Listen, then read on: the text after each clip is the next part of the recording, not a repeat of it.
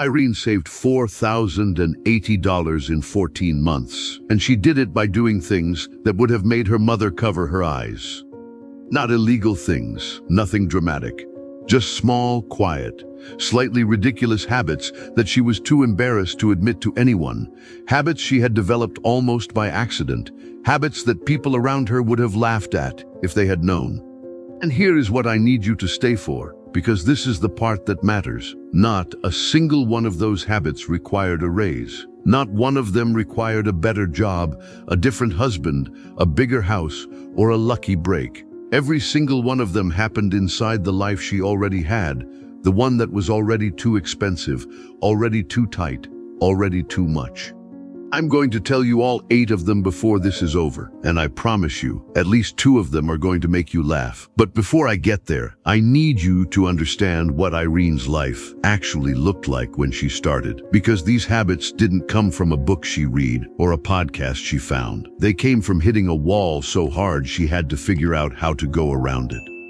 What was the wall? I'll tell you. But first, meet Irene.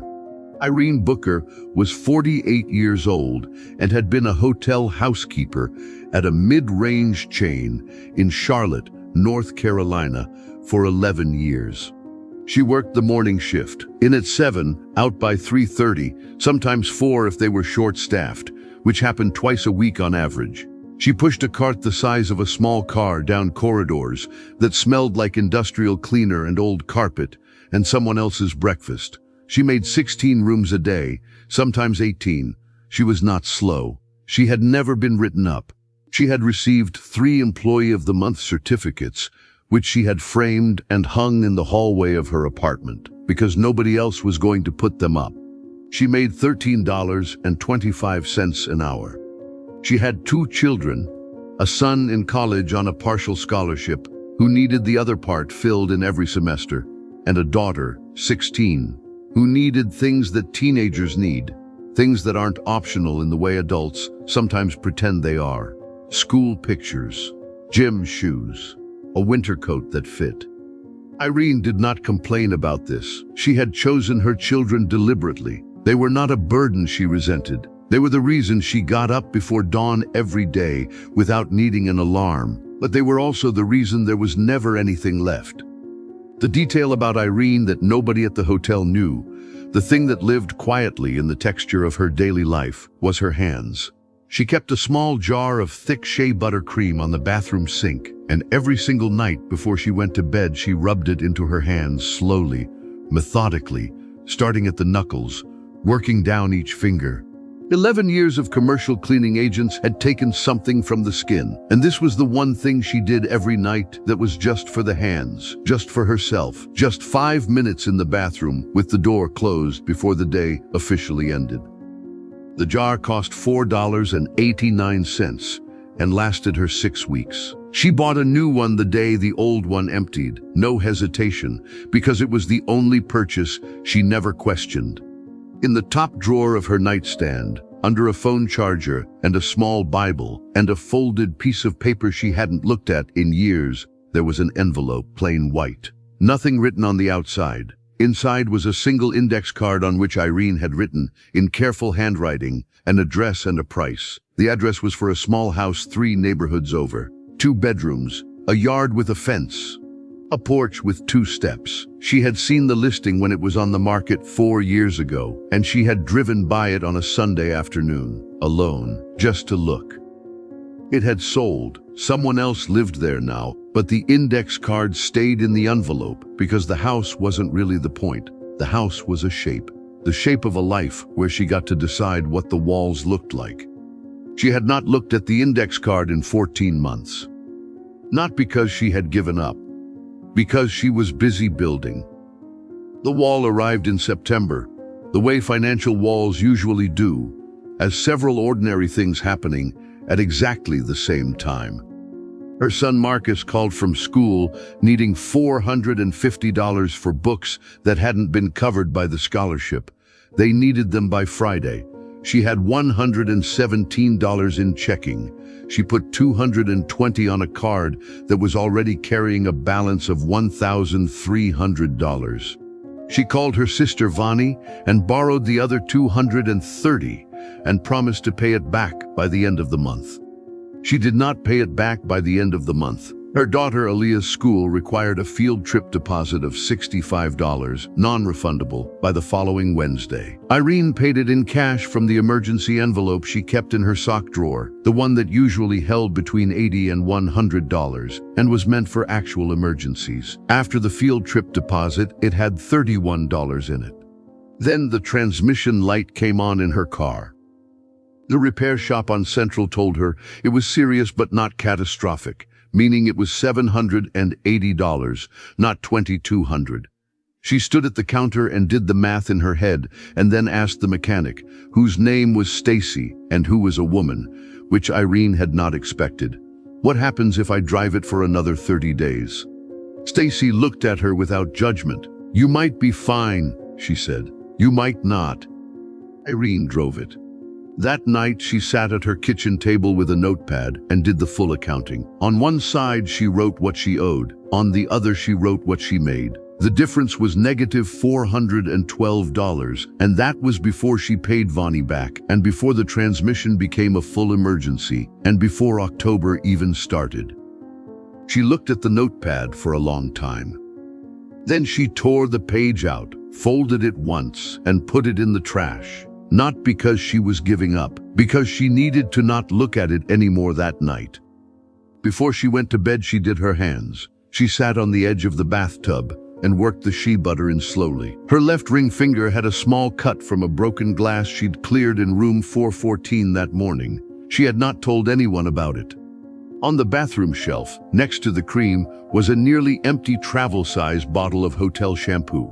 She had brought it home from work. She did that sometimes when guests left things behind that were still full or mostly full. She set it there without thinking anything of it. She would think of it later.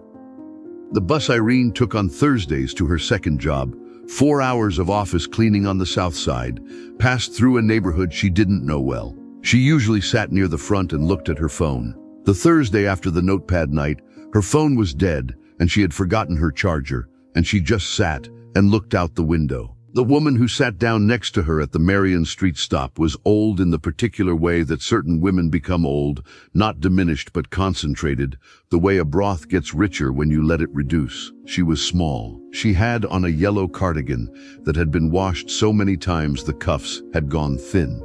She carried a plastic bag from a grocery store that had closed years ago, the name on the bag faded but still readable. She looked at Irene. Not in an intrusive way, just looked. After a few blocks, she said, without preamble, "You're carrying a number." Irene glanced at her. "Ma'am?" "In your head," the woman said. "A number that's too big.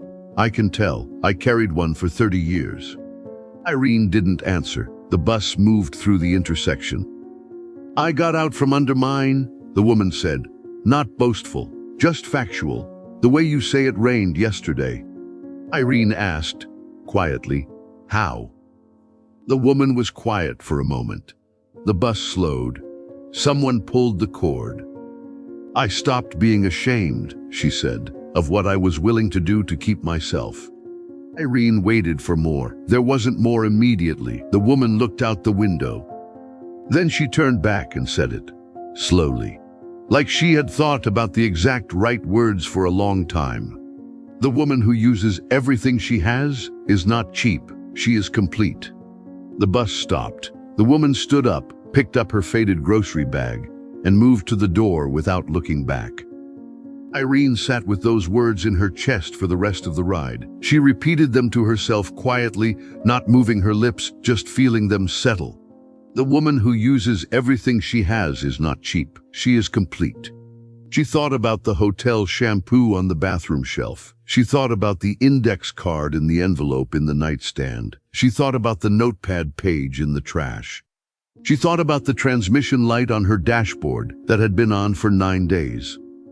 She did not feel ashamed when she got off the bus. She felt, for the first time in a long time, like someone who was allowed to be resourceful. Now, these are the 8 habits. The ones Irene would have been too embarrassed to tell you about at a dinner table. The ones that filled her savings while nobody was watching. The ones that, together, added up to $4,080 in 14 months on $13.25 an hour. I said I would tell you. Here they are. The first lesson, which emerged from the bathroom. Irene started bringing home the hotel toiletries. Not stealing. The policy allowed housekeeping staff to take products left behind by guests when the bottles were more than half full. She had always left them because it felt somehow beneath her, taking someone's leftovers. After the bus, she stopped feeling that way. She took the shampoos, the conditioners, the lotions. She used them at home. She stopped buying those products. In 14 months, that saved her approximately $260, maybe more. The woman on the bus had said the word complete. Irene started thinking of it every time she picked up a bottle from a nightstand. Complete means using what is there. Complete means nothing goes to waste. Complete is not a character flaw. The second lesson, which came with public shame and a shattering of expectations. Irene started checking the reduced rack at the grocery store first, before she went anywhere else in the store. Produce that was 2 days from its best date. Marked down to 49 cents for a bag of peppers that cost $2.99 full price. Bread marked to $1 that was still perfectly good. Meat with a yellow sticker that would be fine if she cooked it that evening. One Thursday, she ran into a woman from her building at that rack, a woman named Cheryl who always dressed well and whose apartment always smelled like something expensive. They both reached for the same marked down chicken thighs at exactly the same moment. They looked at each other. Irene expected Cheryl to be embarrassed. Cheryl expected Irene to be embarrassed. They both started laughing at the same moment. Cheryl said, "I've been shopping this rack for 3 years, and I have never told a soul." Irene said, "I started last month." They stood there laughing by the marked down meat, and then they compared what they had found. And Cheryl told her about the day the store put the stickers on, which Irene did not know. And from that day forward, they texted each other when the good reductions came in. This habit saved Irene between $40 and $60 a month. The third lesson, which arose from an unexpected refusal. Irene called her credit card company. She had been paying the minimum on the one carrying $1,300 for 8 months. She had never called before. She felt like calling was an admission of something shameful, like confessing at a counter that she had failed. She called. She asked if they could lower her interest rate. The first representative said no. She asked to speak to a supervisor. The supervisor lowered it, not to 0, but from 22.99%, which she had been thinking of as around 23%, because the full number was too upsetting to hold, down to 17.5%. The representative made it sound like she was doing Irene a favor. Irene thanked her and hung up and sat in her car in the hotel parking lot before her shift and did the math. Over 12 months, that reduction saved her $114 in interest she did not pay. She had been afraid to make that phone call for 8 months. The fourth lesson, which no one would have called saving. Irene started eating her lunch at work from home every day. She had been buying something small, usually from the gas station near the hotel, $3 to $4 a day, a bag of chips and a soda, or a $1.50 hot dog that she did not even like very much. She had been doing it partly out of habit and partly because eating something purchased felt like a small treat in a day without many. She started packing instead. Rice and beans from the night before. An egg sandwich she made in 4 minutes before leaving the house. A piece of fruit. It was not exciting. She did not pretend it was exciting. But $3.50 a day times 5 days a week times 52 weeks is $910 a year. She did not save all of that because she wasn't consistent every single week, but she saved most of it. The fifth lesson, which came almost as if I were physically giving up. By month 5, Irene had saved $340 in a separate account she had opened at a credit union. Not a bank, a credit union, where the minimum was $5 and the fees were 0.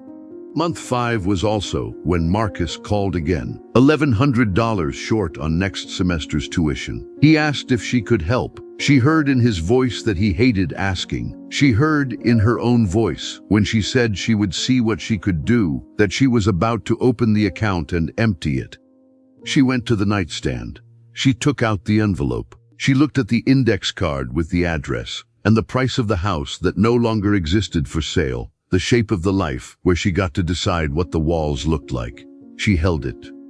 She sat on the edge of the bed for a long time with the card in her hands. Then she called Marcus back. She told him she could send $200. That was all she could send. She did not apologize past one sentence. She did not explain herself for 20 minutes the way she usually would. She said, "I can send $200 by Friday. For the rest, you'll need to call financial aid and ask about an emergency bridge loan. They have them. Ask specifically." Marcus was quiet. Irene was quiet. Then Marcus said, "Okay, Mama." She sent the $200. She did not empty the account, and Marcus called the financial aid office and found out they did have an emergency bridge loan and that he qualified and that nobody had ever told him to ask. Irene sat at her kitchen table when she found that out and put her face in her hands, not from guilt, from the particular exhaustion of having protected everyone so completely that they never learned there were doors they could open themselves. The sixth teaching, which came from a weakness turned into strength. Irene was bad at returning things. She had always been embarrassed by this. She bought something that didn't work out, and then the receipt sat on her counter while she told herself she would return it this weekend. And then a month went by, and she assumed the return window had closed, and she absorbed the loss. She started looking up return policies. Most stores take returns for 30, 60, sometimes 90 days. She started putting receipts in one specific place, a clip on the refrigerator. She returned a pair of sneakers that didn't fit Aliyah 3 weeks after buying them. She returned a kitchen item that broke in the first use 6 weeks after she bought it, because the policy was 90 days and she had the receipt. She recovered $67 across 14 months from things she would previously have just accepted as losses. The seventh lesson, which emerged from a ridiculous habit she would never reveal. Irene started saving her change. Not in the vague way people say they're going to save change. Specifically, every time she paid for something in cash and got coins back, she put them in a jar. Not a pretty mason jar. An old plastic peanut butter container with a slit cut in the lid with a kitchen knife. She was embarrassed by this. She was 50 years old and had a peanut butter jar on her dresser like a child. She turned it so the label faced the wall. At the end of 14 months, she counted it, $88.40. She rolled the coins herself at her kitchen table in the paper sleeves from the credit union, while Aliyah watched television in the other room, and she put them in the account. She never turned the jar around. She didn't need to be proud of it. She just needed it to work. The eighth lesson, which solved the main loop. The eighth habit was the one she never named out loud, not once, in 14 months. Every time she absorbed something she would previously have called a small loss, the $3 she spent on a parking meter that she couldn't get back, the $5 late fee she incurred before she switched to automatic payments, the $6 item she bought and didn't love, she wrote the amount on a small notepad she kept in her purse. She called it, only to herself, the awareness list, not the budget. Not the failure list, the awareness list. Because the thing Irene had come to understand, slowly, without anyone teaching it to her, was that she was losing money in amounts so small she had never named them. $3 here, $4 there, and the unnamed losses were the most expensive kind, because you couldn't stop what you couldn't see. The awareness list meant she could see, and once she could see, she stopped most of it on her own, without deprivation, without drama, just by the act of writing it down and knowing. $4,080, 14 months, $13.25 an hour. Not from a raise, from paying attention. By month 10, Irene got the transmission fixed. She paid for it in full, $780 out of the account, and what remained afterward was still more than she had ever had saved in her life. She stood at the counter of the repair shop and handed Stacy the card with the physical calm of someone who had already made the hard decision before arriving. Stacy looked at her. "You came back." "I said I would," Irene said. Stacy processed the payment. She handed back the card and the receipt. Then she said, "That light had been on a while." 9 days, Irene said. Stacy nodded. She didn't say anything else. She didn't have to. At work, things shifted in small ways that were hard to articulate. Irene had always been competent, always been reliable, always been the one who stayed late without being asked. What changed was not her performance. It was the amount of space she took up while performing it. She started asking for schedule accommodations she had never asked for before. She submitted a form requesting a shift adjustment on Thursdays so she could take the earlier bus. The request was approved. Nobody had even questioned it. She had spent 8 years assuming the answer would be no. Cheryl from the building texted her on a Wednesday morning. The grocery store was putting out yellow stickers at 11. Irene was at work. She texted back a single emoji and went back to room 309, but she smiled for the next 20 minutes. Vani, her sister, called in month 12. She needed to borrow money, $200, just until next payday. Irene said, "Vani, I still owe you $230 from September." Vani was quiet. Then she said, "I forgot about that." Irene said, "I didn't. I'm sending it this week, all of it." She sent $230 to Vani that Friday. It was the first debt she had cleared in 4 years. Vani called back after the transfer came through. She asked, "Irene, what is happening with you?" Irene said, "I stopped being embarrassed by how I keep myself." Vani didn't know what that meant. That was fine. It didn't need to mean anything to Vani. There was a new woman on Irene's floor at the hotel. Her name was Jasmine, 26, first job in housekeeping, still learning the cart, still learning which rooms took longer, still making the mistakes that everyone made in the first 2 months. On a Tuesday in November, Irene found Jasmine in the linen closet at the end of the corridor, not crying, but close to it. Her cart had tipped, and the towels had scattered, and she was behind on her rooms, and her supervisor had already walked by once and looked at the clock. Irene helped her stack. They worked fast. They didn't talk while they worked. When the cart was right and Jasmine had her rooms back in order, she said to Irene, "How do you do it? 11 years of this." Irene leaned against the cart.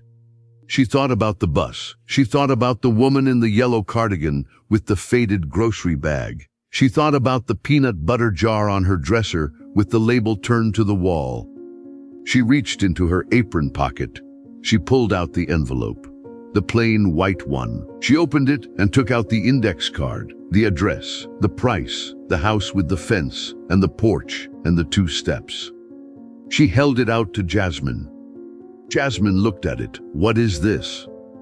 "It's a thing I wanted," Irene said. 4 years ago, I drove by a house just to look at it because I needed to know what wanting something felt like. She looked at the card. "That house is gone. Someone else lives there now. But I've been keeping this because it reminds me what I'm building toward, even when I can't name the exact thing." She put the card back in the envelope. "You know what the woman who runs the early bus on the South Side line told me once," she said. Jasmine shook her head. She said the woman who uses everything she has is not cheap. She is complete. Irene put the envelope back in her pocket. "Start somewhere, even if it's embarrassing, even if it's a peanut butter jar on your dresser." Jasmine looked at her. "I'm serious," Irene said. Jasmine almost smiled. Irene pushed her own cart forward down the corridor. She had 14 rooms today. She was not behind. The index card was in her apron pocket. The envelope had a new crease from being opened and closed more times lately. She was going to need a new card soon. The old one was getting soft at the folds. She was going to write a new address on it. Not 4 years old. Current. Something she had been looking at online for 3 weeks, allowing herself to look, allowing herself to want, in the particular way that is only possible when you have something set aside and you know it. 2 bedrooms, a yard, a porch with a fence. $4,080 was not a down payment, but it was the beginning of a beginning. And Irene had learned, in 14 months of peanut butter jars and yellow sticker racks and 40-second phone calls to credit card supervisors, that a beginning is not nothing. A beginning is everything. I want you to sit with this for a moment before you go anywhere. Because I know some of you are doing the math right now. You're thinking about the number on your own notepad, the one that's too big, the one you've been looking at for months and folding up and putting in the trash at night because looking at it is too much. And I want you to hear what Irene learned. It did not require perfection.